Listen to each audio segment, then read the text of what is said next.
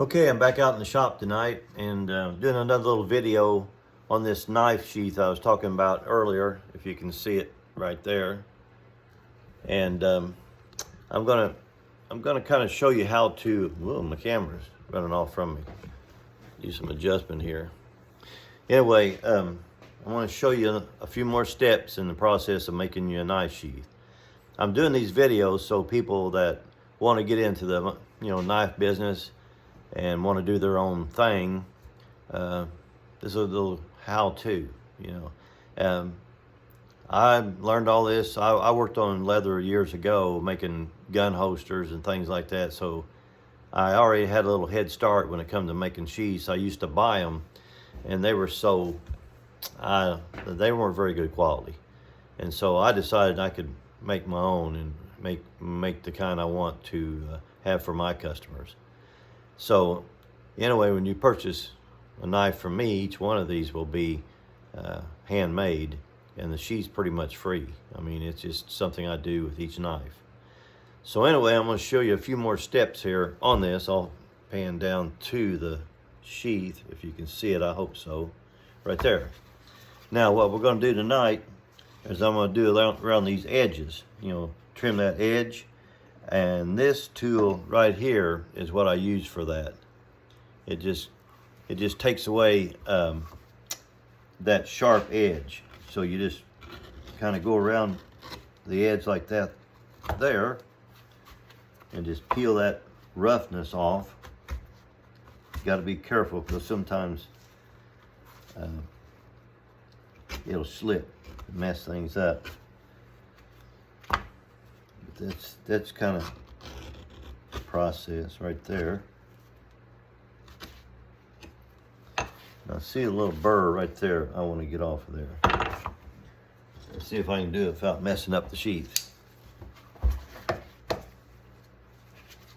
Just trim that off just a little bit right there. And right there it goes. That's all it took. You have to overlook my shop. My shop is just basic. Most everything is, made myself, and you don't have to have high dollar stuff to make, you don't have to have high dollar stuff to make knives. You just have to have time and the desire to do it. If you don't really want to make knives, I wouldn't start it, because it's a lot of work. A lot of hand sanding, a lot of, it's very time consuming. And honestly, the reward is just to see the knife when it's done. It just takes step after step of a lot of manual labor. So I'll tell you heads up first, if you want to make knives, you better be ready for that. There's a lot of sanding, sand, especially if you want to get a mirror finish. You have to sand a lot. So that's why a lot of people can't get mirror finishes. I know people's been in the knife business a long time, and they say, well, how you get a mirror finish? Well, you got to sand. You start out with 35 grit or a 50 grit belt, and you grind the profile, and once you get that done, it all starts there. You got to sand out those 35 or 50 grit scratches. And I start out with 120. And I hand sand those all out, and I'll tell you can't miss any. If you miss one little scratch, and I found this out the hard way. If you miss one little scratch, and you get up to 800 grit, and you see that scratch, you got to start all the way back there and take it out. So you got to be careful as you sand. Take every scratch out. So when you grind, let me grab a knife real quick. I'll show you something.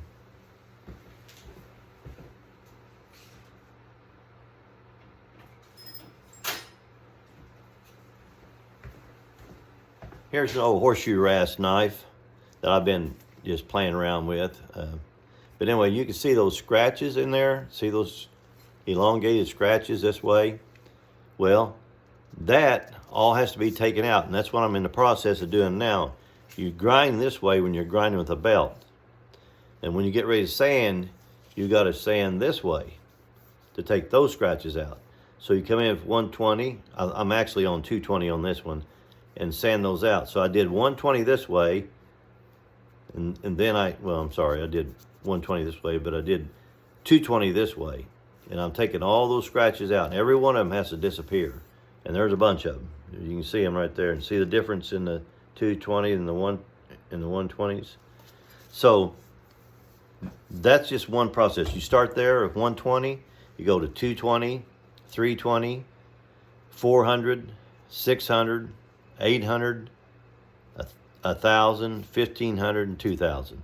And each one of them has to be, you grind the scratches out one way, then the next grit you grind this way, then this way. On every grit you change angle. And it's a long process. And then once you get to 2,000, then you got to go to the buffer, and you buff out the rest of the, finish. That's how you get a mirror finish, and it takes time. But anyway, I got way off track. Back to the sheath. This is what we're doing now. We're trying to get those edges right here trimmed in. And you got to be careful, because I tell you, if it slips, you can mess up the sheath.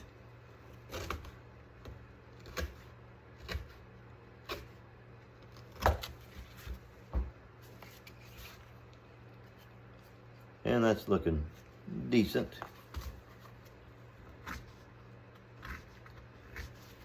And when you get done with this sheath, you can come around and correct a lot of, like you can buff a lot of these things down, and I'll show you that later.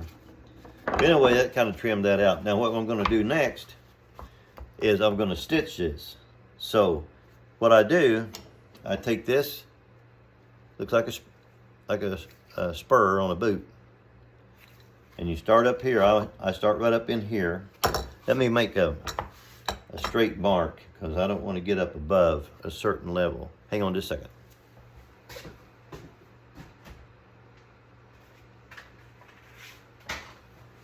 Grab my ruler, make me a little mark, because I want to stop. I want to stop about right in here, right there, because I don't want to get way up in here too far. So I stop about right there, and I'm sure hoping you're able to see this. And I take this little spur and I start that one tooth right there. First of all, I'll get ahead of myself, the edger. I take this and I go around the edge like that,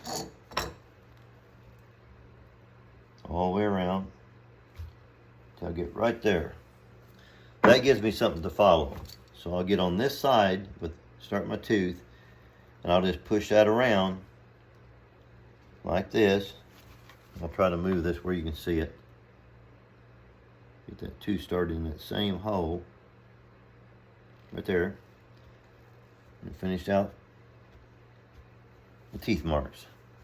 And then I'll start here in this hole and go straight across,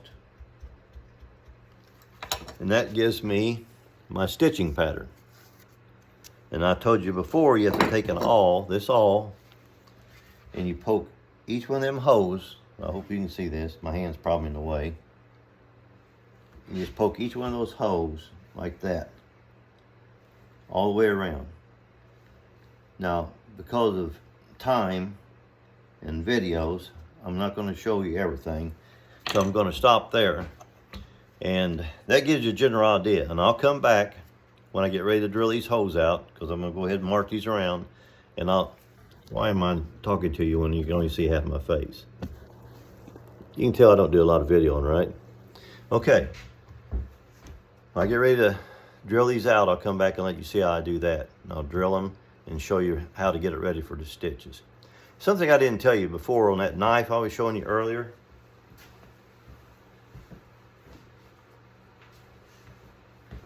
This knife, the Skinner, that coating on there, because this is high carbon steel, I like to spray all of my high carbon. That's called K&G gun coat. That was designed for the Navy SEALs that withstand 500 hours of salt spray.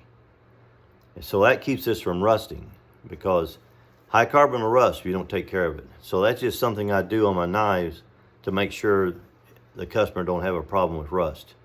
So I forgot to tell you that in the last video. So anyway, that'll be the last step for today. And I'll come back when I get ready to drill, and I'll show you how we drill the holes, and then I'll show you the double stitch. You use 2 needles. It's easy. You know, all these steps are not hard. It's just time consuming.